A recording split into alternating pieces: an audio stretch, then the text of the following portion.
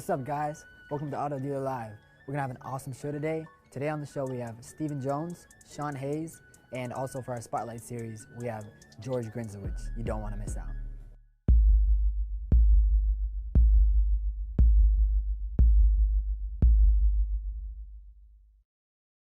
All right. We're here. 3:30 Eastern Standard Time. I'm David Villa, and I'm here with the one and only Dave Cribbs.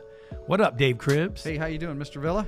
Man, I'm doing wonderful, man. Just excited about getting into some automotive discussion today, and we got a great panel in segment one with a couple of really strong GMs that are making it happen, and we're going to be talking to them about what's going on and what they're starting to do to unfold. Really just this next level of making the summer, right? Just a very profitable one. So there's some really creative things that they've been doing, and of course, they're always on the cutting edge of creativity and ideas. So I'm looking forward to talking to the one and only Sean Hayes and the one and only Steve Jones, a couple of really incredibly sound general managers. And so they're going to be coming on here, and then we've got a pretty cool spotlight as well later on in the show that I know we're excited about getting to. What are you feeling, man? We're ending the month. Today's the last day, and it's been a little different than what we anticipated, I think, in January, April being, but you know what it is. And, it's still the end of the month. And what are you sensing out in the marketplace in general? What are you sensing talking to dealers on a daily basis, Dave? Well, they're certainly in a much better place than they were even just a couple of weeks ago. Things are moving pretty quickly, and the natives are restless, meaning the public in general, man, just being cooped up and not being able to have, a normal sense of freedom that we take for granted. And then, I think also, spending money is therapeutic. I mean, you talked about, kind of the subtlety of not just being able to go in and look for a shirt if you want one. By the way, cool Mickey Mouse shirt. Thank you. Mickey Mouse is losing quite a bit of money. He is. Yeah, so I hear. 30 million a day. I don't know if that's right or not, but yeah, that's what we were told in the elevator this morning, right? I got in the elevator, and there's a lady in the elevator with you and I, and we came walking in, and she looked at my shirt. At first, I forgot I had it on, and she said, Disney's going to open back up here. And I'm like, why is she telling me this? Because you got Mickey Mouse all over your shirt. It is, just so you know, guys, I did not get this from Disney World. This is a rag. I got to say it because, I just feel like, I'm like one of those tourists that, I grew up in Florida, like no further than an hour away from Disney my entire life. And so I like Disney, just like the next person. But this is a rag and bone collaboration with Mickey Mouse. But it's cool, but it does, I did not buy this as a tourist from Epcot. It's a good-looking shirt. It doesn't look like a typical Mickey Mouse shirt. That's for sure. Right. There's nothing wrong with that, by the way. If you're wearing a Mickey Mouse shirt right now, nothing at all. And, hey, rock it. You know what I mean? I got something to say too, though. Listen, I'm not an economist, nor do I pretend or play one on TV. I guess you should say. But I do understand business a little bit, and I'm going to give my opinion, which is I think a positive one, with regards to the economy. And I was talking to Kevin, our engagement director in Auto Dealer University, and Joe Calla, our VP of sales. And I was talking to these guys just a little bit ago, Dave, about just my opinion. I know we're in, and this is really something I think, guys, if you agree with this, if not, hey, we're allowed to have our own opinion. But, if you can really grasp this next season as it's reopening and things are happening, the economy gets, let's just call it, turned back on, right? And again, the pent-up demand is there right now. There's dealers that we're working with that are having big months that are up in some ways. Even those that are down, some of the ones I'm working with and talking to, they're barely down because of some maneuvers they did in a positive way. And then you got dealers that obviously, are hurting and things like that. So what I'm saying, though, is either way, it's getting turned back on, right? And I want to just kind of give my opinion about something that I think you might find interesting. When we've gone through economic situations like 2008, for instance, it took some time to climb out of this. But if you look at this situation, 2 months ago, it was blowing up. And now it's got shut off, but it's getting ready to be shut back on. But if you think about your own self, and this is probably, if you want to know what trends of customers might be, I think the car business is in for a really, really good summer. And let me explain why. People right now, let's use you as an example. You work at car dealers, but let's just use everything else in your life. It happens to be that everything is shut down. Mm-hmm. You listen to this. In 2008, everything wasn't shut down. The auto business suffered in some ways, but restaurants didn't, and certain other things did not. So right now, everything's off. So you as a consumer, what are you looking forward to most doing? Going to eat somewhere, right? Going into Nordstrom or going into a store, the mall, walking around, getting out of the freaking house and looking at a shirt, or whatever, those types of things. So if you're going, and what are you going to do? You're going to spend money at the restaurant. You're going to go get your men, me, you go pedicures and manicures. You want to go into the nail salons. You want to go get a haircut. I mean, our ADU team came in here the other day and looked like Sasquatches. I mean, they haven't had haircuts in 2 months. Still do. My daughter's a hairdresser, so I'm getting it every week. But I want to say this, and I guess I'll get off my soapbox and let you comment on it. I think that you're going to find that customers are going to come right back in. There's of course some unemployment, but the businesses are going to, I guess, bring people back in, as quickly as they can as the demand's there. But understand, people are going to come back out and start spending again, because the very things that people miss the most, in many ways, require them to spend money. Yeah, I think you're definitely going to see an initial kind of uptick, if you will, especially if you're in an area that's been locked down. I think that's a no-brainer. The question is going to be, what's it going to look like, the rest of the year? I don't think we're going to see the V. I think it's going to be more like a W. I've heard a few people comment on that as well, and I share that same sentiment. But because I think we'll go through little bits of waves. I also believe that part of that pent-up demand that you talk about, Dave, and part of that initial response are going to be people that maybe aren't quite as affected, right? That aren't afraid to buy, that realize that today it really is an opportunity with the things that are going on. And then I think you're also going to have a little bit of the people who need that little bit of break in payments and a little bit of deferment in order to kind of keep themselves in a decent place financially. But then after that initial hit, I think it's going to get a little bit curious. I don't know what to expect, really. Yeah, and something I saw the other day on social media, Jonathan Dawson posted a comment about something. I'm not sure if you saw it or not, but it was interesting because he had mentioned in automotive dealers, and maybe you could tag Jonathan Dawson, and just maybe he can comment on it specifically in the thread. But he said something I thought was very interesting and profound, and it made me think. Of course, I'm already thinking this way and agreeing with him, but I think, he said, he goes, every dealer is talking about changing and shifting the way they do business. And he was saying, he said, don't shift, and I'm not going to get it right exactly, but basically the gist was, don't shift so much, don't shift permanently for something that's going to be temporary. For instance, he was using the numbers that maybe, let's just say the business is off 50%, and normally there's 6 million vehicles sold, so let's say there's 3 million. He was using the analogy that basically, if this is going to be, for the next couple of months, it's going to be that way, then, what happens when things aren't that way anymore? And he said, so he said, just shift in the interim. There's the post right there. Let me read this because it's pretty cool. Yeah. He said, don't make the mistake of, thank you, by the way, of reinventing your entire process and pay plans just because you think you have to sell differently with customers today. Here's some math to keep in mind. 7 million new and used cars. 57 million. I'm sorry, 57 million. I thought it was a dollar sign. Are typically sold each year. That's 4.75 million a month. That's normal volume. Follow me. In the market, if the market's dropped, for many it has, 30 to 50% in some places in the last 45 days, let's say, to stay below normal for the next 45 days, you've got 3 months, all right, everybody's there, of 2.3 to 3.3 million deals per month for a 3-month period of time. Why is that important? Because that only represents 1.5 to 2% of all households each month for 3 months. Another way to think about it is 94 to 95% of all households will not experience buying a car differently during the 3 months, meaning they're not going to buy this month, so they're not going to experience your difference. They're not going to experience the difference.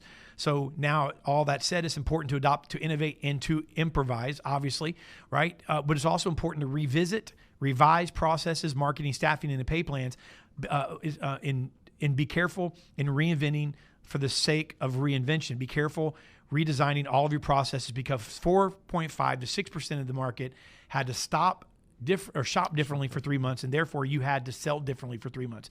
Innovate, yes. Redesign, maybe. Reinvent, possibly. Replace everything, no. And it's a good point. It's a good point. It's a really good point, because I think sometimes people, they look at it and they made the change, and the change was, I don't believe I really honestly don't believe that this is going to change the way things are done permanently. I just don't, because you see what happens even in just the city of, or the state of California when they open beaches. I mean, this is California, you know. I mean, this is one of the, you know, areas that were very stringent and so forth. And man, I mean, they shut them down again because there were so many people out there. People want out, and I just don't think that people are going to allow it to change the way that we think they are. That's just my opinion. You could disagree. I'm probably somewhere in the middle of that. Okay, I know you are. But I mean, that's just my my opinion. Well, the reason I say that is there are going to be some dealerships that that, you know, through this time period and through innovation, there's some startup companies out there. There's more things moving towards that online process, and I don't know that that's right now. It's maybe if you're working remotely or through this scare. There might be a bigger percentage of use in those areas, but I definitely think it speeds up this. And I think that when customers begin to see these new options and learn about them and figure them out, and I think they'll become dealer friendly as well. I think we'll all figure out a way to capitalize on these different things. So I think it does push us closer towards that, but I agree. And by the way, I do agree with the article. I don't think that, you know, he makes some really valid points there. But and by the way, I totally agree with the fact that it'll push us closer towards it because, you know, we've already been pushed closer towards that in some degree anyway. I guess, however, I just disagree with the fact that I don't think you're ever going to get away from a human element. Right now, people are going crazy because there's a lack of human interaction. I mean, we're human beings, and, you know, it's just simply not healthy. And I just don't think that people like, in any way, shape, or form, not being able to be involved with other people. And I just think that, you know, I think that if anything, let me say this, if anything, you can implement a human interaction, and that comes through sales. I mean, we're talking about the retail automotive business, and so we're one of the predominant, you know, at the forefront businesses for human interaction, you know, and always, whether, you know, obviously they're online, but they come to the dealership, and I don't think we not only will ever lose that, I think that we need to take advantage of that. Because the reality is, on the flip side, in my opinion, a lot of consumers got the taste of what automation looks like. And I don't know about you, but I'm tired of eating it. And I'm just telling you right now, flat out, man. I mean, look, we all have devices. I mean, I'm as connected, and I've got all my kids are connected, and my kids' husband, my son-in-law, you know, my youngest daughter's boyfriend, they're all connected. Man. I think the different. I'm just over it. Yeah, I mean, I'm not getting my fill, man. I want some vintage, old-fashioned outside. And how old are you, Ez? 20. I'm saying this, and how old are you? 23-year-old video directors over here nodding his head like, yeah. I mean, you've had your fill. I mean, I'm ready for some old-fashioned human interaction. Give me a Pinto. You know me, drive around in a freaking, you know what I'm saying, right? You guys with me? Hey, how old are you, Matthias? 21. Mike, how old are you? 29. You guys agree or no? If you guys don't, what do you think? You guys? Yeah, I agree, man. All right. I'm an introvert, so like when this all happened, I'm like my daily routine hasn't changed. I go home and chill out. No, I'm a socialite. Ezra's All a right. social butterfly. Like he out loves all the going time. out. I go to places on Thursdays, dude. Like I just. You ready to go Top Golf, Matthias? I think we got to figure out. Want my $2 PBR Thursdays back. What were you saying?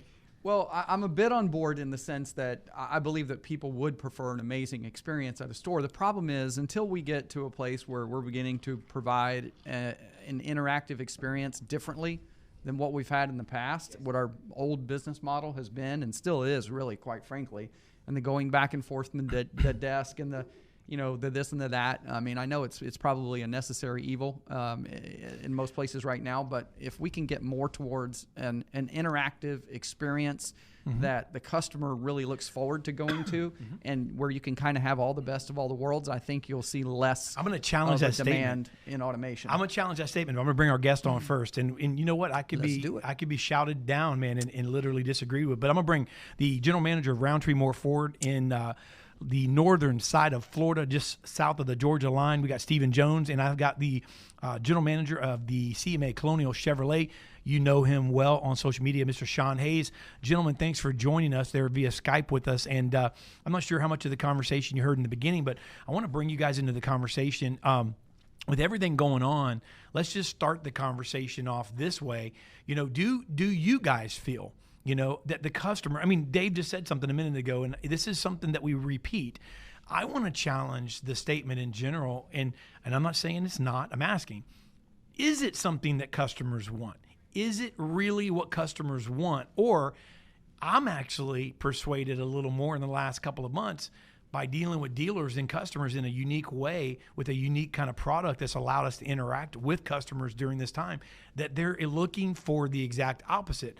What say you guys? I'm going to bring Stephen Jones into the conversation first. Stephen, I appreciate you coming on, man. Thank you. Yeah, man. Appreciate you having us on here. Man, I tell you, it's gave us a chance to really step up our game as far as our type of customer service. So I think we have really had an opportunity to impress customers so that they're thankful in doing business with us. However, we've had several of them reach out to us, and we've delivered cars. We take people to cars to customers' houses to do demo drives, obviously video, all that. But we've had several of them message us saying, we can't wait to come by and shake your hand, give you a hug, and tell you thank you for the amount of customer service that you provided to help us feel comfortable in this circumstance that we're dealing with. So I think they still want that connectivity as far as feeling like they connect with us, and because we're building relationships, not just selling cars. Yeah. Well, Mike, you turned us up too, didn't you? Can you just turn them up and turn our volume back where it was? So, Sean, let me ask you the same question. I mean, and again, we were just having some organic conversation here. I'm not sure how much of it you guys got to hear, but Cribbs and I were just kind of disagreeing a little bit, and we rarely do that. But I'm just thinking, man, and again, partially, I'm kind of a disruptor in my thoughts usually. I like to think that way, but I just am seeing a lot of customers that we're interacting with via, a lot of dealers right now, about 100 dealers that we're doing specific interaction with 1,000 people roughly per dealership on it. And so we're seeing just a lot of people that are just kind of ready to get to it, man. I mean, what's your thoughts on that? I mean, do you think that we're learning in this? I know we have to do what we have to do here, and we're getting good at some things we needed to, but do you really think the customer is the one driving all the time this experience, or is it possibly sometimes driven from a vendor perspective? Is it fabricated sometimes? I mean, really, what's your thoughts on that? Well, you actually took the words out of my mouth there. Hey, Cribbs, what's up, Villa? Nice to see you guys. Thanks for having me on again. I kind of believe, and I hope this doesn't offend too many people, I think this is kind of driven by the vendors and the people that have a stake in that forum. Now, bear with me and go with me on this.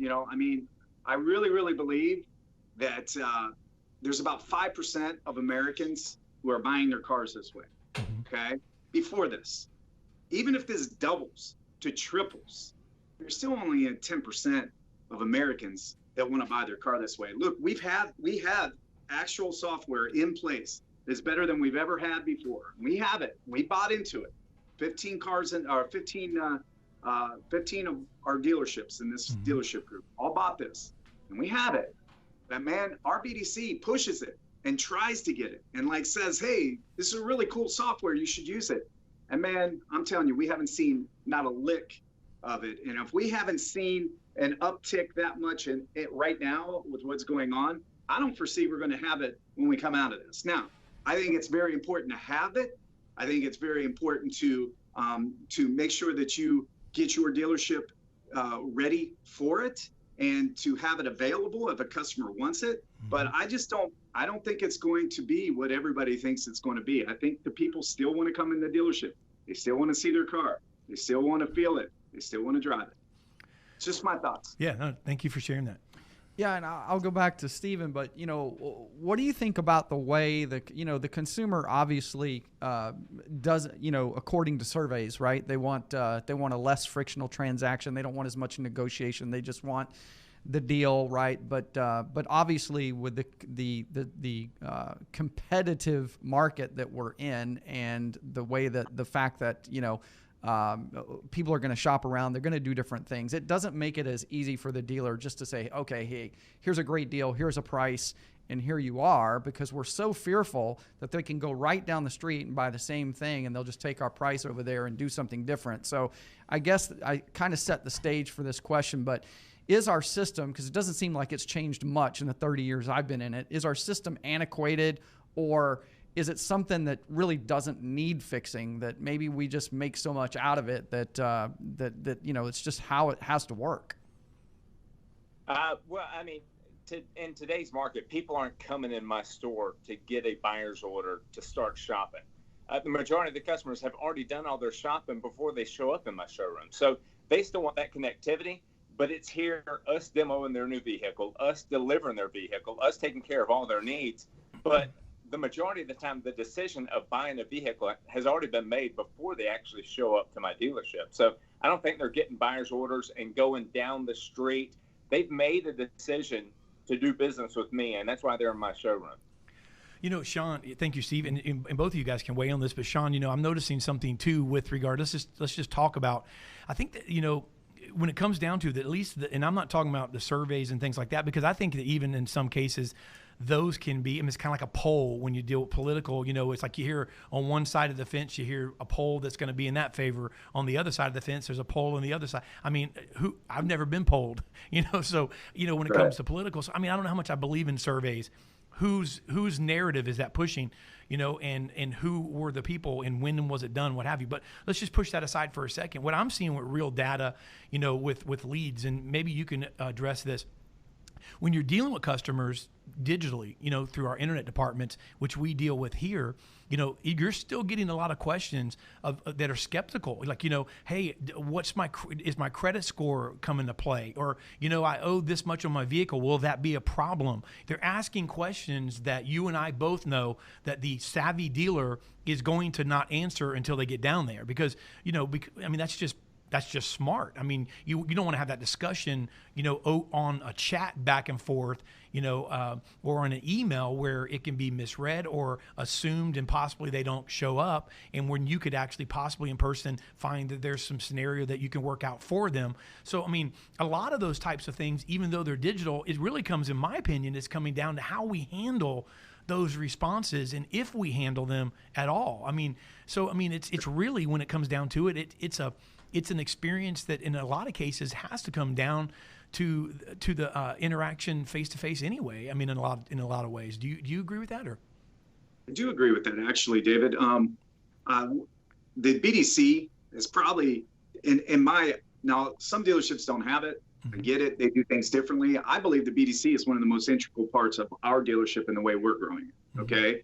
I feel like if more people were shopping online, more internet leads are coming in. I need highly skilled people who know how to handle questions, know how to deal with it, even answer them. I want them to answer them. I want them to give the information. I'm okay with that, but they have to really learn their craft on how to gain that rapport and gain that trust of that customer while giving the answers. Okay. I don't want them to avoid the answers, David. I actually teach them to give the answers, but the key to it is not just to give answers.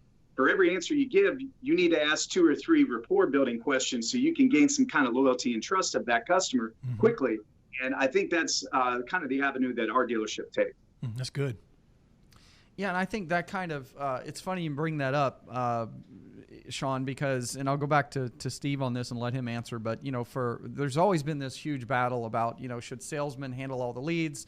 Should there be a separate department for leads? And then there's this theory of, salespeople are great and they're talented and they're probably good at that, but they just don't want to do it, right? That's why I think one of the main reasons that the BDC exists in most stores is that, hey, there's all these leads that don't get touched or touched quick enough because a salesperson might be more inclined to, kind of do it at their own pace or have their attention somewhere else. So it's more of the BDC, you could argue, is more of an organizational structure, right? They've got a list. They're going to go down. They're going to make calls. They're going to do this, that, a little bit more disciplined sort of approach, which is great for getting to those leads. But then what happens when we take out that ability to have quote unquote salespeople as internet? I know I'm going to stir up some controversy here.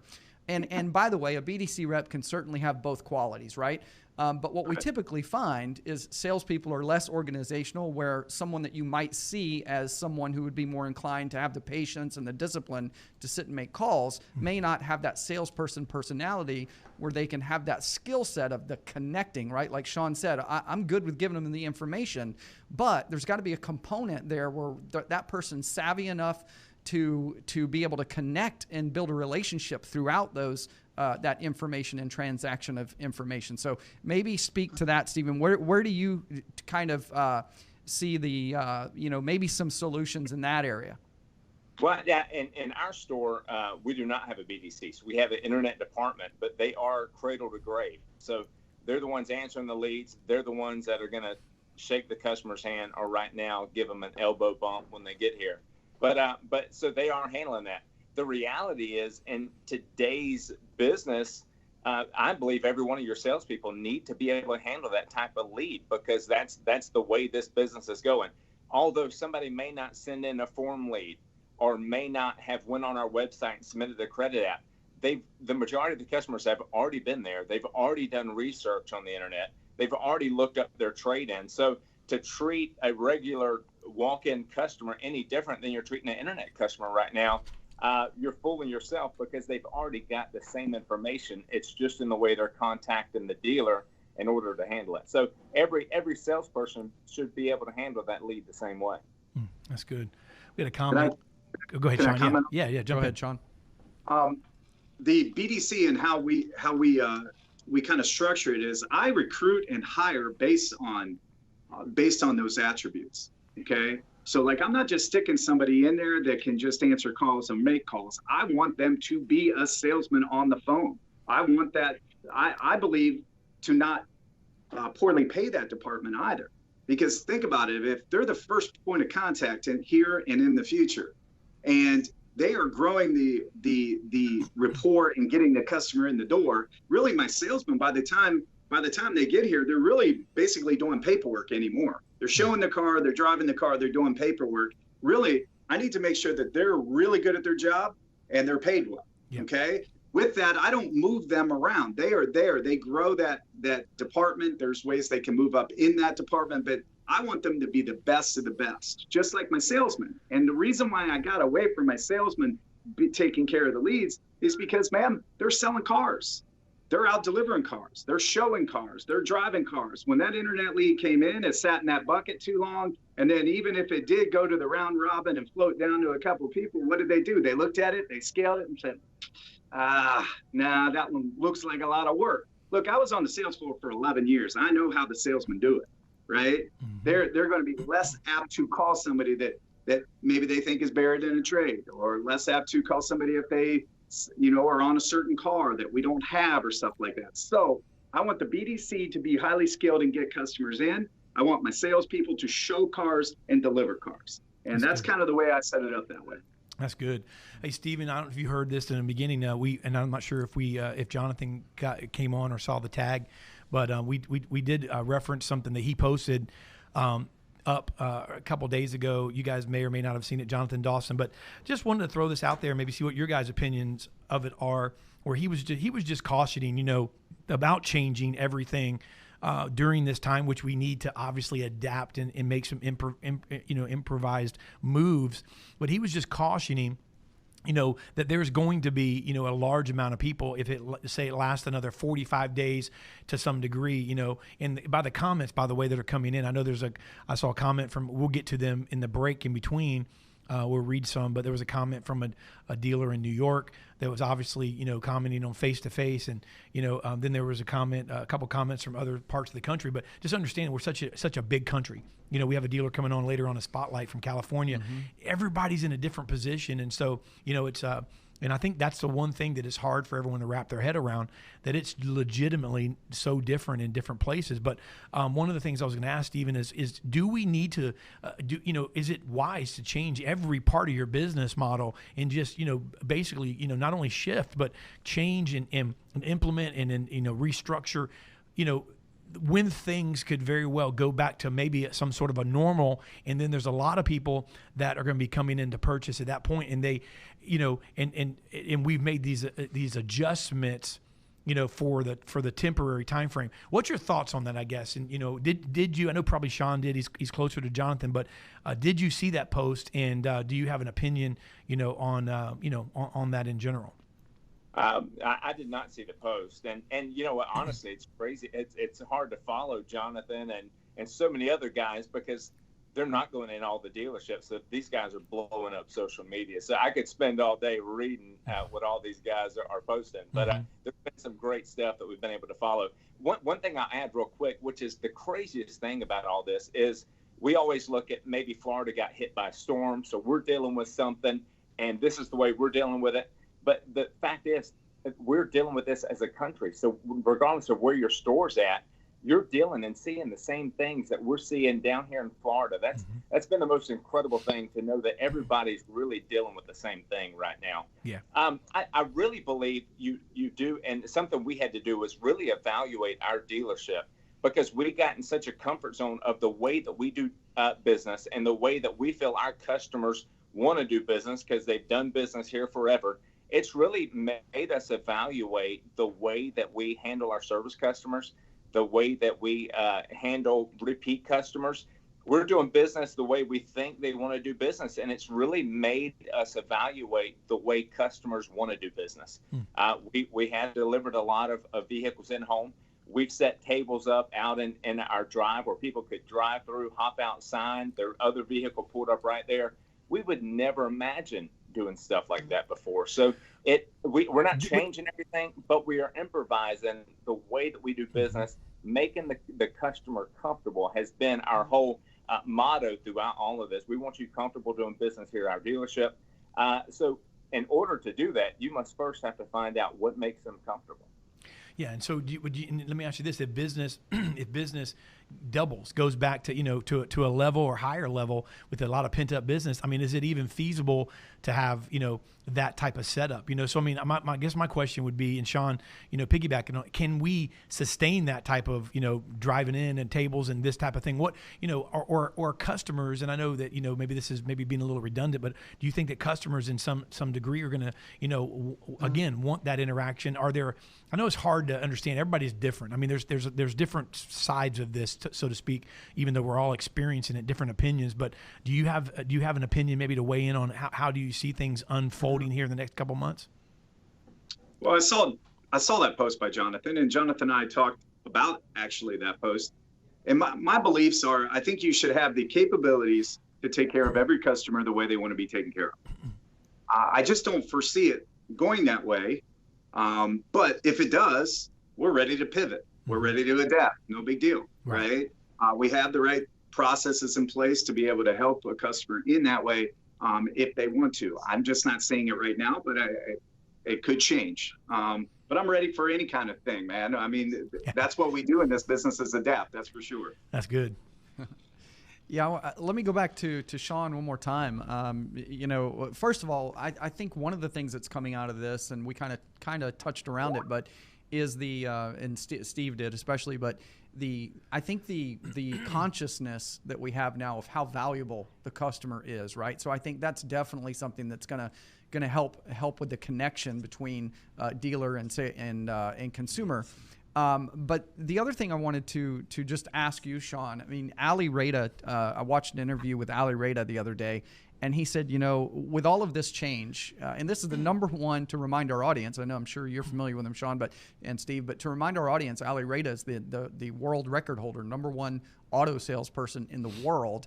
And he had an interesting take. He said, this pandemic, this change in season that we're going through right now, levels the playing field so that all salespeople now, with all of the new processes and innovation, as well as just the natural evolution of the marketplace. And I know we've kind of also downplayed the change a little bit here, but he said that it really is leveling the playing field for every salesperson to start fresh with the same opportunity to grow a huge business in a new way. Any thoughts on that? Go ahead, Steve.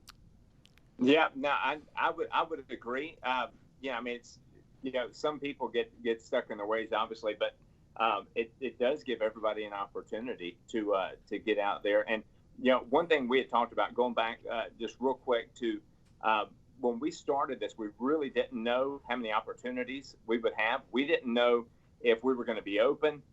So our frame of mind was to spend as much time with every opportunity as possible. So there's been salespeople who have went out on their own, and talking about the guys that are on social media, I mean, everybody's at home looking for. There's a lot of people in our area, a lot of industries that have closed down.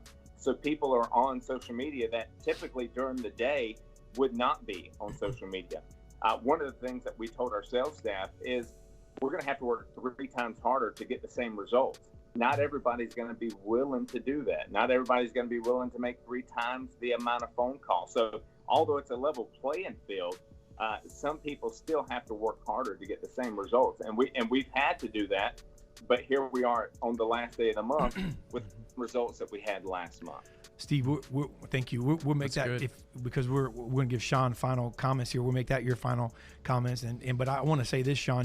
I guess it really never is a level playing field, because the truth of the matter is, it's everybody might have the quote same opportunity, but I think we always have. It's not like I think there's a reason that Ollie and and others that are phenomenal and do very well at dealerships. I guess there's an old saying that you take somebody that busted their tail and made $1 million out of nothing, take it away from them and give them a year, they'll get it back. Yeah. Same time, you take somebody that doesn't that doesn't work hard, that wins a lottery, wins $1 million, and give them a year and they lose it. So it's the reality is it comes down to, I think, what we're made of in a lot of ways. I don't think that it's a lack of breaks, but so I mean, but we'll give you the closing remarks, Sean. Well, who said that? Ollie who? No, I'm just kidding. Well, the greatest part about Ollie is, he's right in this situation, but I don't think that's changed. I think it's always been that way. Right. I think we've always, it's always been an even playing field. Look, I went from salesman to GM in 3 years. Okay. That's unheard of in 3 different states. Why? Because of an even playing field. I went out and I made my opportunity through social media, through growing your name, growing your brand, networking, right? This is what it's all about. This is all sales is, right? Yep. It's an even playing field for every single person, every single day. The difference is how bad do you want it and how bad are you going to work? How much are you going to work, right? Amen. That's it. So the people, yes, Ollie's right. Is it even playing field? But I think it's always been that way, man. Yeah. It's always been that way. I wake up in the morning, I choose to do something, I do it well, I work really, really hard, I outwork my competition, I'm going to win. They are not. And I feel like if everybody, every dealership and every salesman, every manager across the country does this, they are going to perform at a higher level than other people who don't. Well said. Stephen Jones and Sean Hayes, thank you so much, gentlemen, for coming on, and true inspirations in the car business. I know that there's a lot of people that are glad they tuned in today. I really do appreciate you guys coming on. I hope you close strong, and I hope May is just the biggest month of the year for you guys. Me too. Thanks, guys. Yeah, thank you, guys. Thank you, guys. Thanks, Stephen. Thanks. Hey, just want to mention real quick, Jonathan Dawson did hop into the broadcast there online, and Jonathan, let me just add, hey, Mike, can we take a call from Jonathan if he has a moment after our spotlight? Right, he said he was on daddy duty. He said maybe next time. Oh, okay, great. We got a commercial too before the spotlight, but go ahead. Okay, yep. So go ahead. I'm gonna read that. When you say what you say, I'm going to read a couple comments. I just want to get a couple of people in here, but go ahead. Yeah, no worries. I was just going to invite Jonathan if he hopped on and he was available to jump in. Go ahead and read your comments, Dave. Well, I just want to. There's a gentleman I'm not familiar with, Thomas Bivens, and he's I'm assuming he's from New York. He's got a Yankee. His emblem is a Yankee logo. Maybe not. But he says, face to face, ? We got a deal / acknowledge with the way this virus spreads from person to person. Imagine if they said you could catch HIV from talking to an infected person. We got to get ahead of it, implement the PPE and social distancing. If you get an outbreak, your dealership will be shut down. He may be in New York. I'm not really sure. And again, I want to point out the fact that, listen, we got to understand something. That's a reality from where he's at. But it is not. No doubt. It is not the same, at every dealership, and nor should it be. Yep. It's just that we're in different parts of the country. William McCormick, I'm assuming it may have been a comment to that or thereafter. William McCormick. William, we know, William's been around. He's in West Virginia. The visitors to the store just want to feel safe. Assure them of your provisions when setting the appointment, and reassure them with your actions when they arrive. It will put them at ease. Keep one thing in mind. I got one more comment. Addison Almeda, and they said they'll still shop around in this day and market. It's more competitive now than the old days. That's my opinion. It's human nature. One thing I do want to, there actually is one more comment here, but one thing I want to point out is, remember what Steven said, and these are customers saying this. Can't wait to come down when this is over, shake your hand, hug your neck. I mean, that's customers saying that to him. Listen, I'll be honest with you, I've never bought a car from anybody that I want to hug their neck. I mean, I don't get to know them that well. This is back, 10 years ago, whatever. But that's just what customers are saying. I think that it's different for different people. And that's just, here's the deal. It's called an opinion, right? Marissa Molnar said, met a lady at a shopping center who wants a car, but she wants to touch the car and drive it prior to making the deal and get out of her Jeep. I guess I can read another one here. Ty Matham, what are your thoughts on Uber style sales reps? Dave just got excited. Independent reps that follow your process but make the entire deal digital. Dealers can cut their sales staff by half and only pay for completed sales. I see a business model there, buddy. What's up? Right? Come on, like delivery guys or whatever, like Carvana. Yeah. Hello. Yeah. Except for the dealership. I mean, but Sean Hayes had a great point. He said something. Listen, you can talk about it all you want. We can, and we can interview people. But here's the deal about Sean. Sean would sell a car. If you said, I want you to deliver it on top of an elephant, he would find a way to do it. Yeah. So he has the software in place at their 15 stores. His opinion is nobody wants to do it that way, and our salespeople push it. Why? That would be a great show for down the road. Why? Yeah. I guess you could say they want it, but does more than 5% or 10% of the market want it? I don't know. I don't. I don't. I won't ever do that. I mean, I barely want to buy it. I went the other day, I could have bought a shirt. I bought a couple of shirts from Nordstrom, right? Listen, here's me. Okay, now listen, I like watching TV and hanging out on the weekends and all that kind of stuff. I got in my car, ordered a shirt, went down to Nordstrom at the curbside, and they brought it out to my car and dropped it in the back of my car. I could have had it shipped to my house. Did you try it on in the back seat? I did not try it on. I didn't even try it on. And, my bottom line is, that's just me. I mean, I went down and picked it up, and I couldn't even go inside. But so I think that to each his own. Yeah. All right. Well, hey, we're going to go to a quick commercial break. You're watching Auto Dealer Live. We're going to be right back with our Spotlight guest, so don't mention it or don't miss it. Don't mention it. Don't tell anyone about the Spotlight. We'll be right back. Don't miss it. I'm just putting this mic on, guys, and going to try something here. This is off the cuff. All right. So while I'm sitting here, the marketing team pulled up Facebook, and so we have Facebook events going on. I'm going to let you sit there in real time and watch as comments come in. Check this out. These are people responding. Okay, they responded to me, yes. We're just going to keep the camera here for a second and watch what happens. Can't today, how about tomorrow? That's with a dealership in Texas. These are people responding to the ads as we speak. A minute ago, there were 15 or 20 of them just lined up one after the other. There's another one. I think I have an appointment for Friday, but if not, schedule me, please. That's one of Randall Reese. There's another one. Hugo Perez says, I'm good. I was just checking out the post. I think I'm going to keep what I have. Okay, that's all right. He still responded. It's just one after the other for the dealers across the country that are running this. If you're looking for something right now, they will do anything to make a sale. Yes, we will. Hey, I like the used 2018 F-250, and the only thing I could trade in was a 2000 Ford Ranger. There's a person for Baird Dodge. This is Toothman Ford. This is Malloy Toyota. This is Baird pre-owned. This person said yes, they're responding to the BDC. Just get a quick shot, but that's just some of the people taking the appointments. There you go, Ez. These are people answering. Did you get my info? Person impatiently asking for one of the Randall Resources. Did you get my info? How about this one? I can't get a loan through OneMain. I'd say it's a long shot. Call me. Malloy Ford. I mean, these are just people commenting off the ads over and over. Look at this. This person's giving their address because they have an appointment. We're going to send them in. You guys have just watched this live. So let me just give you a little feedback really quick. We're doing Facebook events with a very, very specific message. It's not Facebook, just a Facebook event. There's a very specific message. We're signing up stores left and right. One of our stores started Friday morning, this past Friday, today's Monday. We walked in today, over 1,500 people had commented and or sent a direct message. These are people that are responding over and over. Look, we're just one more time here, just so you know, this is just live. Person giving their address. All right, here's another one here.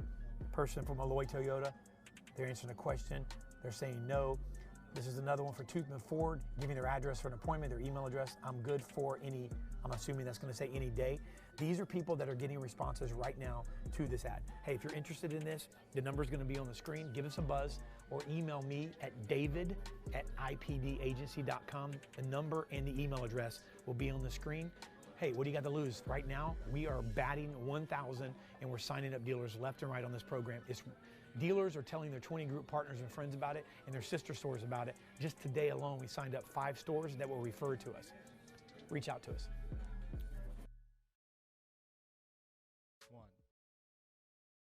Hey, welcome back. You're watching Auto Dealer Live, and it's time for our Spotlight segment. You know, each week we are bringing someone on. It could be a dealer, could be a salesperson, could be anyone that's having a huge impact in the automotive industry by doing something significant that helps our industry get to a better place. And today we have on the line Mr. George Grinzowich. He's the CEO of Van Housen Automotive Group out of Sacramento, California area. Definitely California, we know, has been hit hard as well. And I want to welcome you to Auto Dealer Live, Mr. Grinzowich. How are you? Very well. Thank you so much for having me today. How are you?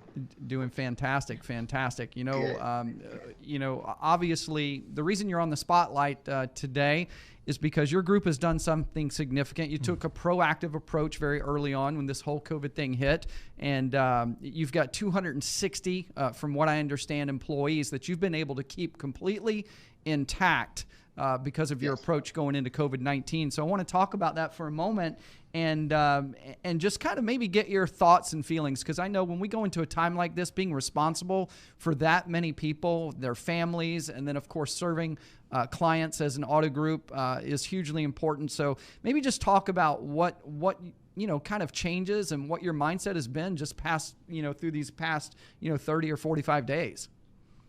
Well, it's obviously been a very difficult time for us and for everyone out there, and more so for others. Obviously, it was just a shock, you know, shock and awe when this whole thing blew up, and you know, we were ordered to shelter in place right around the middle of March, and we, you know, around March 18th, we did some layoffs.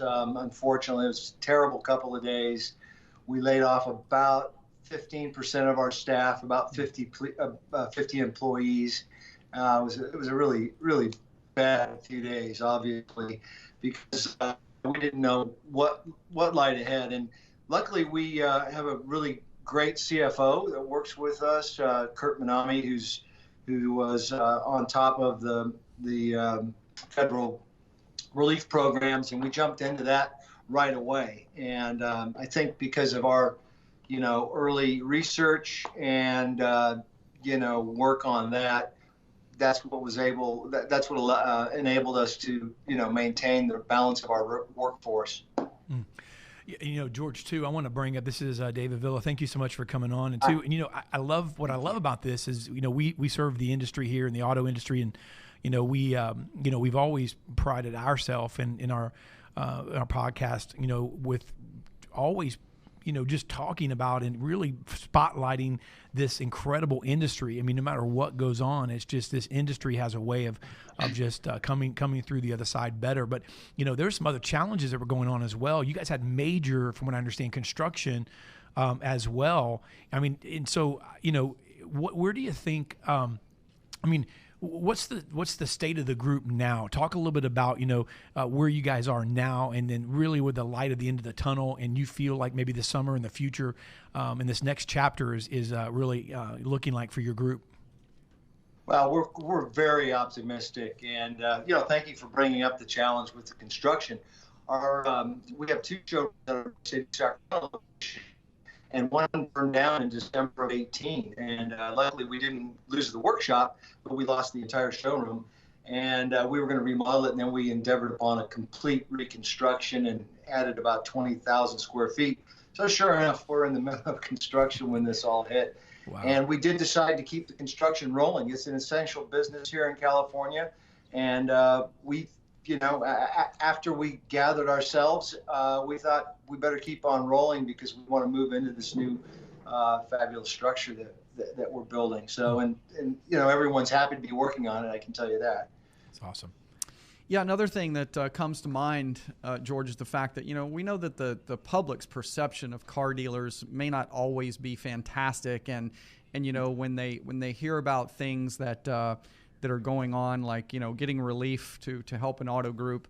At first, read, they might say, hey, well, gosh, car dealers, they're rich, they dominate, they do all this stuff. They don't need the money. Other people need the money. But then when we begin to break it down, right, we look at the business. You've 260 families that are not only directly impacted as employees, that earn their living in one capacity or another that wraps around the stores, but also the spread into the local economy there in Sacramento. The fact that, I saw here you guys take in about $10 million a year just in taxes for the area. That's just taxes, not to mention the sales, the people who are driving the cars. Then, of course, that trickles down into getting the cars serviced and getting oil changes, and then providing transportation for Uber drivers. I mean, that you can go on and on and on about the impact that even one dealership has, much less a group in an area. So I think as CEO, maybe give some feedback as to that, because I think in your position you can appreciate more the grander effect that you have on the community. Well, yes, thank you. I think we really do. As you said, it's 260 employees, and frankly, quite a few highly compensated employees. Technicians and service advisors and parts advisors and people that are important to the community. People that own homes, have mortgages, have credit card debt, have car payments, and all the like. And last year we did over 350 million in sales, and as you mentioned, generated over 10 million in sales taxes alone. So, our folks are giving back to the community, and they're very, very happy. I can't tell you, in the midst of this pandemic, I'd say our employee satisfaction, our team satisfaction is probably at its peak. Everybody's so happy to have a job, and some of the stories that I've heard are just very, very heartwarming. That's good. And so, if you kind of leaving us here, and, I'll give Cribbs the final question here, but my final question would be, or maybe a comment from you, if you had to speak to other dealers and GMs that are watching or listening or may catch this on a replay, and of course every part of the country is different, but this is one big industry and we're united in many ways. If you had to share, maybe some advice on, being a person, because leadership, people want to be the leader until they're the leader. But when you're responsible for making these types of decisions, it's not always easy. And certainly it could provide some, especially when you laid the employees off in the beginning, you had to make some really hard decisions. But if you can give some advice coming out of this thing, for the car business as a whole, being in this for a long time, obviously, being a large group, with a lot of employees, what's some advice that you could maybe give to your colleagues across the nation on, maybe some optimism, some hope, of coming out of where we are into what maybe lies ahead for the car business? Well, I think that's the key, is to be optimistic and have hope, to communicate with your team, and we're doing that, and to give everyone a vision of what it's going to look like when things get better. And I'm a bit of a glass half full person, an optimist, and I'm trying to spread that, through the organization. And, and we really feel like we'll get back to normal maybe sooner than some of the doom and gloom estimations that we're hearing. Mm-hmm. Of course, we're taking every precaution imaginable, from everything, fogging every vehicle that comes in, disinfecting every vehicle that comes in, disinfecting all the customer interface areas. We've got plexiglass dividers in between every customer facing area, and face masks, and you name it. We're doing all that because obviously our customers and our team members' safety is of the utmost importance. But we are focused on coming out of this stronger than we came into it, for sure. That's good. Yeah, I'll kind of leave off with this, George. Again, it's kind of a piggybacking on Dave.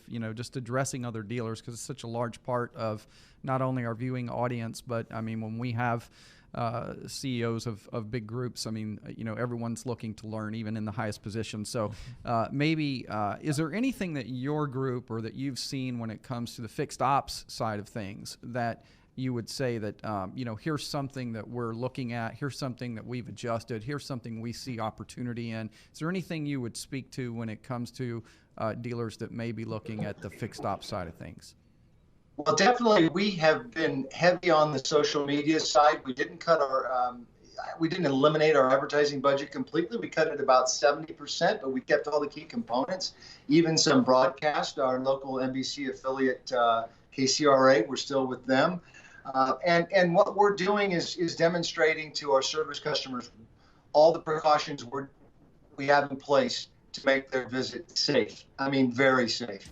And every car is fogged, as I said, not to repeat myself, but that's really seen a spike in our business. We were floating about 40% of normal. We're ending up the month maybe 75% of normal. It's been very well received. And we're reaching out to those clients in our customer base that we can let them know what we're doing and make them feel comfortable and a bit more like business as usual, throughput wise. Yeah. Awesome. Wow. Well, thank you so much. That was George Grinzowich with Von Hausen Automotive Group out of Sacramento, big dealer group there, the CEO. Thank you so much, George, for coming on today and sharing your thoughts with our audience. That was my honor and pleasure. Thank you both very much. Absolutely. Take care. Thank you.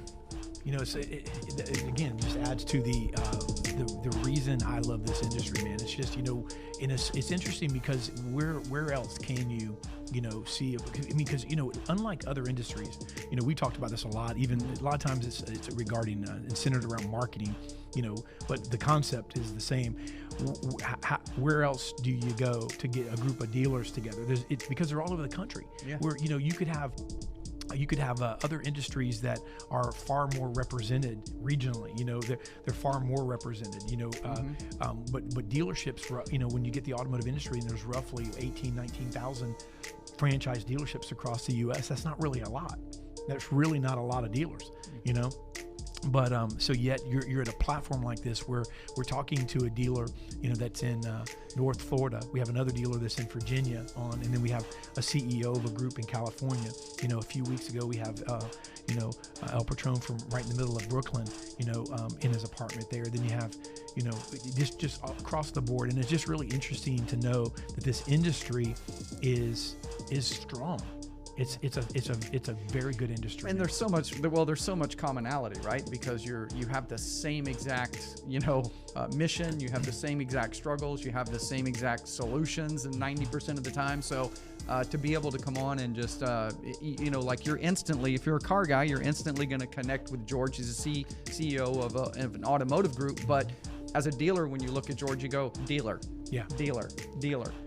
So it really resonates. But there's so many other things too that we could have asked. But one of the things I want to point out to dealers that are listening and using George and his group and his story as just an example. Of course, Sean and Steven, as well. Every dealer, that's done this, they've had to make some tough decisions, and there's been obviously some decisions that are,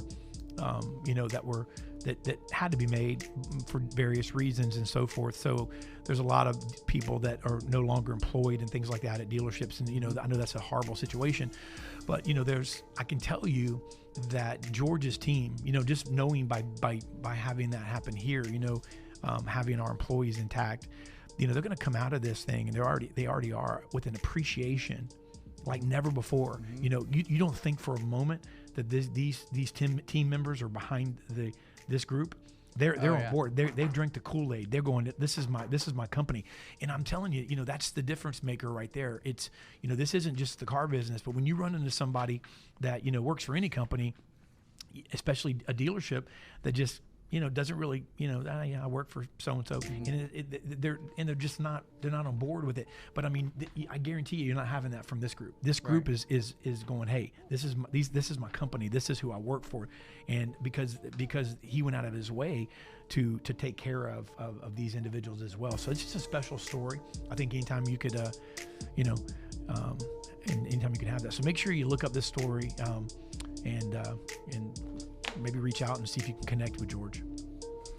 Yeah, absolutely. So, hey, great show. We had a couple of great dealers on earlier, and then we wrapped it up with George there, and it was good stuff. Are you guys still doing training with Auto Dealer University? Are we still doing training? No, we're completely shut down. You Yes, guys, yes, of you guys course just we're put still some doing training. You just put some new training, New- new content just in the last couple of days. Yeah. For with all wrapped around where we're at right now.